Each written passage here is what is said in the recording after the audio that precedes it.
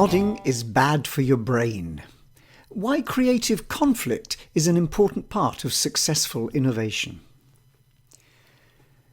One of the huge cast of characters created by the wonderful humorous writer P.G.Wodehouse was Wilmot Molyneux.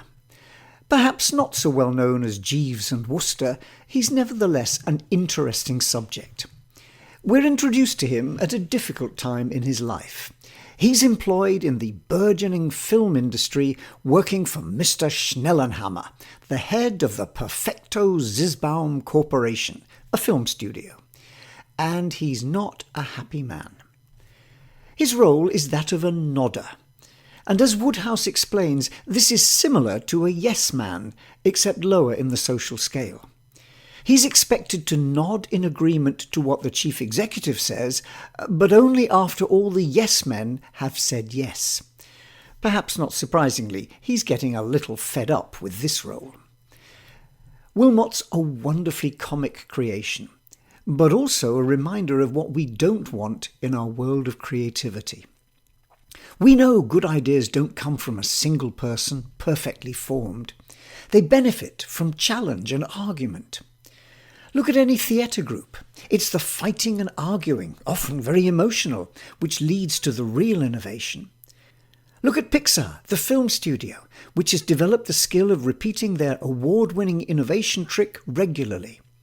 It's built on a carefully developed culture of creative conflict, about as far from the Perfecto Zisbaum Corporation as it's possible to get.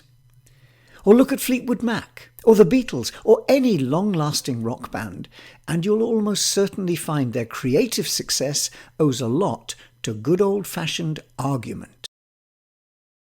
10cc's I'm Not in Love song has had a long and happy life since its release in 1975, being used as a soundtrack to countless films, as well as selling a healthy 5 million physical copies and being downloaded many times that number. Yet the initial reaction by band member Kevin Godley when he heard it was, "It's not working, man, it's just crap, right? Chuck it." Fortunately, his fellow band members persisted, and through their creative conflict, a classic track was born. It's the same in the world of business. The creative powerhouse which was Edison's invention factory wasn't a calm or quiet place. It was full of hot-tempered argument and differences of opinion. Charles Boss Kettering, who became the CEO of General Motors in its early days, rose to prominence as an innovator, bringing key devices such as the electric starter to the world. But his barn gang were just like Edison's, full of ideas and not afraid to argue around them to knock them into shape.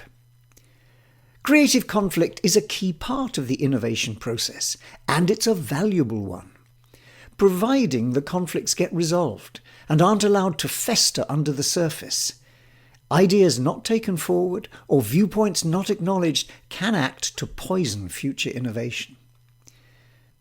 Part of the problem is that it's easy to think of criticism and challenge as destructive forces. If we take a manufacturing analogy, we can see them as being part of a machining process, cutting away at extraneous material to reveal the valuable core. But an alternative might be to see them as part of an additive process, gradually building the idea up, rather like a 3D printer works by adding layers to create a valuable object. Creative addition of this kind is how and why diversity matters. It brings in new strands of knowledge, different perspectives, alternative insights. We know this makes sense, but it only works if those different voices are heard and their contributions absorbed into the emergent idea-to-value process. Which is why a young advertising executive, Alex Osborne, developed his idea of brainstorming back in the 1950s Mad Men era. In his 1957 book, Applied Imagination, he laid out some simple ground rules for coming up with creative ideas. He'd observed that there are plenty of pressures which block or stifle good ideas: hierarchy, peer pressure, group norms, and so on. Under such conditions, it's not easy for a new idea to be born, especially when we don't know much about it. So he suggested a model to give these early ideas a fighting chance, one in which judgment was postponed, not eliminated. His model for brainstorming had 4 basic elements: go for quantity, withhold criticism, welcome wild ideas, and combine and improve ideas. Great in theory, and his ideas have been enormously influential, to the point that the word brainstorm is widely used. The trouble is, it often doesn't work. It's not that the idea is bad, but its implementation often leaves a lot to be desired. Think about it. How many times have you been in a session where the ground rules are set, ideas matter, no criticism, and so on? And pretty soon the walls are papered with fluorescent scraps of paper which flutter seductively. Somewhere in there must be the breakthrough idea, the big one which will solve our problem.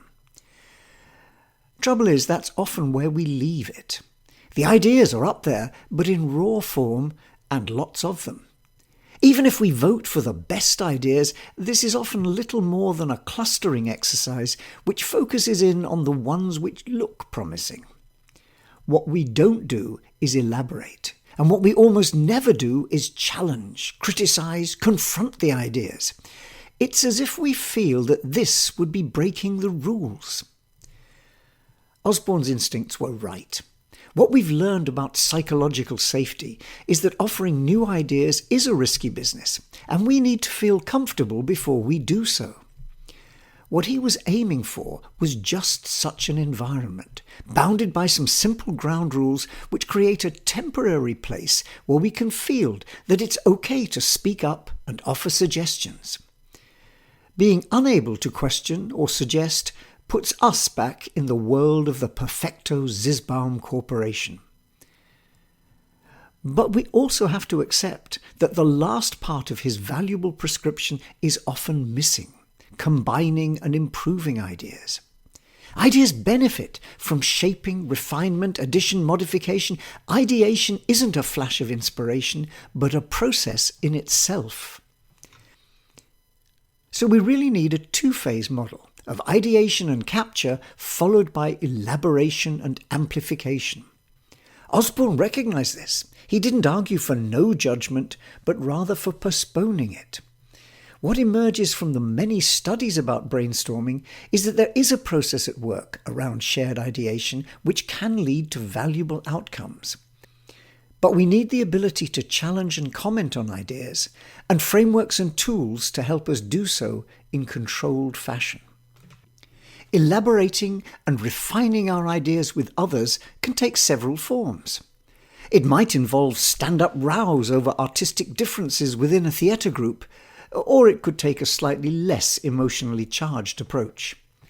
The important thing is that there's a framework process for commenting on and refining and elaborating the ideas. Being able to build creative conflict into a process is valuable. Pixar's ability to deliver a string of highly successful innovative films is very much based on their internal challenge process. Even our volatile theatre types are actually working with a controlled process. One of the things about learning the acting profession is not just technique, it's the skill set of being able to hit the ground running, slot in quickly with a bunch of strangers, and create something. And that includes being able to handle and work with creative conflict towards a resolution. The journey there might be stormy, but the destination is worth it. Now, one way in which creative challenge and construction around ideas can be done at scale is via collaboration platforms. These are becoming increasingly popular as a way of harnessing collective intelligence across organizations, effectively crowdsourcing ideas as fuel for the innovation process. And a key feature in their success is not simply that they enable the old suggestion box to operate at scale, but that they allow for commenting and helping improve on ideas. The model typically works a bit like Facebook and other social media. Someone posts an idea and then others react to it. At the simplest, just liking it. But much better are those comments which take the "yes, and," or "have you thought about," or "how about adding" kind of approach. In other words, elaborating the ideas. Outright criticism is not a good approach. Posting "that's stupid" wouldn't help, and the platform moderators would likely remove it fast. But challenge is okay. Highlighting areas of possible weakness which could be explored further, or signposting valuable new directions in which to take the idea. Experienced innovation managers use the ratio of comments to original ideas as an important operating metric. A good idea will have many comments posted to refine the original thoughts. In doing so, platforms of this kind can draw in new knowledge, different experience, unexpected perspectives, and new insights. They help create a network of knowledge around the idea, and they build a community around it, which is committed to seeing that idea succeed. Being able to mobilize this kind of network over time in support of many different challenges creates the possibility of a live innovation culture. Now, one of the founding fathers of the quality movement, which built so much on employee involvement in innovation, was Joseph Juran. And he talked a lot about the gold in the mine, referring to the wealth of good ideas which any workforce possesses and which could potentially contribute to moving the organization forward. But he also pointed out that getting the gold from the mine required a great deal of effort. Essentially, raw ore needs to be converted into precious metal. And a key part of this process is the kind of co-creation, refining, and developing ideas which we've been talking about.